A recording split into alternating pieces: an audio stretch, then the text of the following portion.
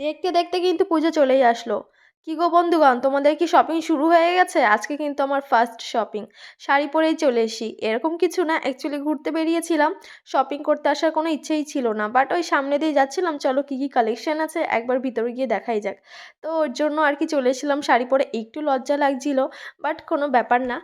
তো ভিতরে এসে দেখছি আমার বরেরই তো বাজার। এবার শপিংটা ওই ফার্স্ট শুরু করেছে, কারণ ও আসলো দেখলাম ওর কালেকশন দেখতে। চলো, কোনো ব্যাপার না। তো বড় বড়ই কালেকশন দেখছে, এদিকে ছেলে মানে এখানে স্টাফদের সাথে গল্প শুরু করে দিয়েছে। আর আমি আর কি করব? আমার তো কোনো কাজ নেই। এখানে তো আমার জন্য কিছুই নেই। তো ওর জন্য আমি একটু আমার থোবড়াখানা দেখিয়ে দিলাম আয়নাতে।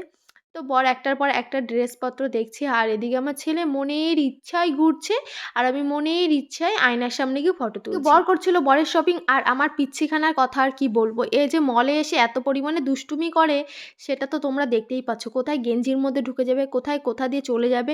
মানে ওর শরীরে কোনো ভয় ডর কিছুই নেই, যে মাম্মা হারিয়ে গেল না পাপা হারিয়ে গেল ওর কিছু যায় আসে না। ও ওর মতন পুরো মলটাই চক্কর কাটে।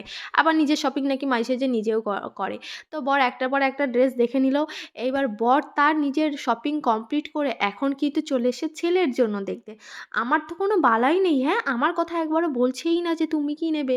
আমার কিন্তু কষ্টে বুক ফেটে যাচ্ছে, আর বারবার করে আয়নার সামনে এসে আমার মুখখানা দেখতেছি। আজকে কি আমার আর কোনো চান্স নেই গাইস? তোমরাই কমেন্টে জানাও এত কষ্ট নিয়ে একটা মানুষ কি করে বাড়ি যেতে পারে। যাই হোক, ব্যাগ ভর্তি শপিং, এটা বরের আর ছেলেরটা নিয়েই বাড়ি যাচ্ছি। তো তোমাদের কেমন লাগলো ভিডিওটা কমেন্টে জানিও।